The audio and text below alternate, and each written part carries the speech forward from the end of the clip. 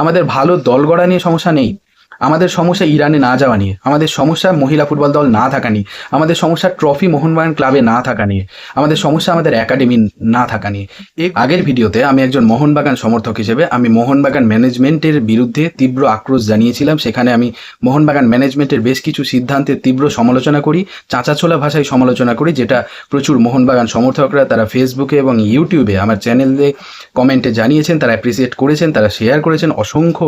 আমার সব থেকে বেশি শেয়ার হওয়া ভিডিও হয়েছিল আমার লাস্ট ভিডিওটা রিসেন্ট টপিক্সের মধ্যে। সেখানে ইস্টবেঙ্গল সমর্থকরা তারাও ভীষণ খুশি হয়েছেন, তারাও বেশ আমাকে অ্যাপ্রিসিয়েট করেছেন যে একমাত্র মোহনবাগান সমর্থক যিনি সত্যি কথাগুলো তুলে ধরেছেন। সত্যি কথাগুলো তুলে ধরার জন্যই আমার এই ভিডিওটাও। আমি আশা করবো এখানেও আপনি অ্যাপ্রিসিয়েট করবেন।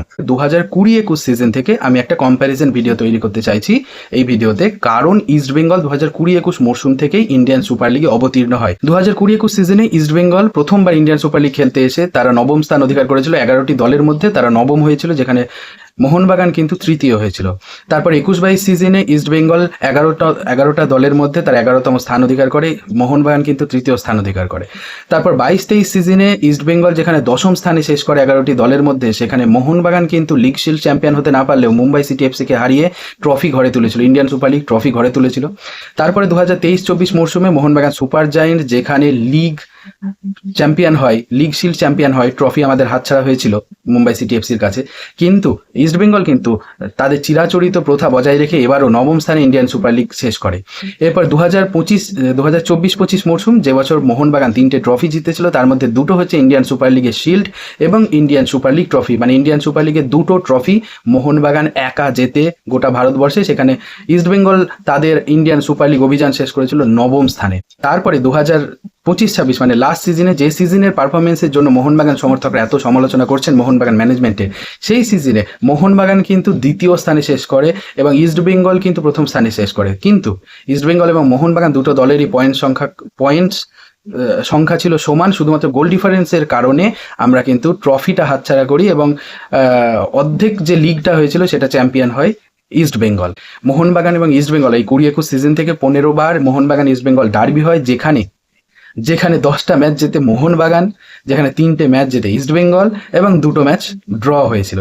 5 বছরের নিরিখে Mohun Bagan management has done a commendable job in terms of success, in terms of trophy.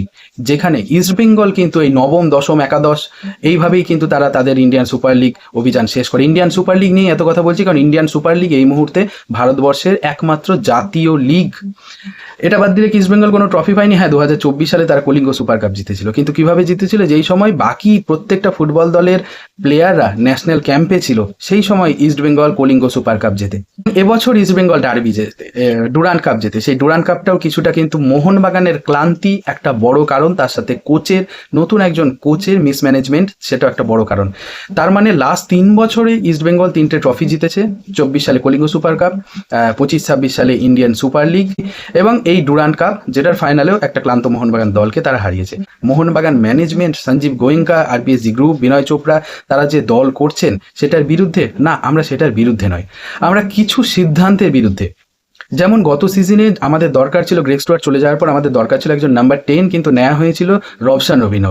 ফলে নাম্বার 10 পজিশনটা ফাঁকা ছিল, যে কারণে আমাদের পারফরমেন্স তবুও আমরা কিন্তু সমসংখ্যক ইস্টবেঙ্গল চ্যাম্পিয়ন হয় এবং ইস্টবেঙ্গল মোহনবাগান সমসংখ্যক পয়েন্টস পেয়ে শেষ করে। ফলে আমাদের পারফরমেন্স অতি জঘন্য ছিল তা না, আমাদের পারফরমেন্স আমাদের মোহনবাগানের নিরিখে অতি জঘন্য ছিল। মোহনবাগান সমর্থকদের আসল দাবি কিন্তু আমাদের দল গঠন না। এই যে ছাংতের মতো প্লেয়ার, আমরা কি কেউ ভেবেছিলাম যে ছাংতের মতো প্লেয়ারকে এই মোহনবাগান দল নেবে? তাহলে তারা দেশের সব থেকে সেরা ভারতীয় প্লেয়ারগুলোকে মোহনবাগান দলে নিয়ে এসেছে বা নিয়ে আসার চেষ্টা করছে। এই হাবাসকে মোহনবাগান ম্যানেজমেন্ট তাড়িয়ে দিয়েছিল, ট্রফি দেওয়ার পরও তাড়িয়ে দিয়েছিল, বলেছিল তিনি নাকি অসুস্থ, কোচিং করাতে পারবে না। যদিও তারপরে মলিনা এসেছেন, মলিনা এসে কিন্তু ট্রফি দিয়েছেন, অবশ্যই ট্রফি দিয়েছেন। তাহলে তখন আমরা সমালোচনা করিনি, তাহলে এখন কেন সমালোচনা করছি? ছাংতে যখন আসে তখন সমালোচনা করিনি, দিলেম পেরিস যখন আসে তখন একটাও মোহনবাগান সমর্থক কি বলেছিল? Including me. আমি 4 গোলে হারার পরে আমি সমালোচনা করছি যে দিলেম পেরিস জঘন্য কোচ, কিন্তু যখন পাঞ্জাব থেকে এসেছিল আমিও তো নাচানাচি করেছিলাম। তাহলে মোহনবাগান ম্যানেজমেন্ট তারাও তো ভালো চেয়েই এই দল গড়েছিল। আমাদের ভালো দল গড়া নিয়ে সমস্যা নেই, আমাদের সমস্যা ইরানে না যাওয়া নিয়ে, আমাদের সমস্যা মহিলা ফুটবল দল না থাকা নিয়ে, আমাদের সমস্যা ট্রফি মোহনবাগান ক্লাবে না থাকা নিয়ে, আমাদের সমস্যা আমাদের একাডেমি না থাকা নিয়ে। এগুলো আমাদের মেন পয়েন্ট। দল গঠনের নিরিখে ভারতীয় ফুটবলে এই মুহূর্তে মোহনবাগানকে টেক্কা দেওয়ার মতো কেউ নেই। যদি কোনো প্লেয়ার ইনজিওর্ড না হয়, তাহলে যে পারফরমেন্সটা মোহনবাগান করবে সেই পারফরমেন্সের ধারে কাছে থাকবে না ইস্ট বেঙ্গল।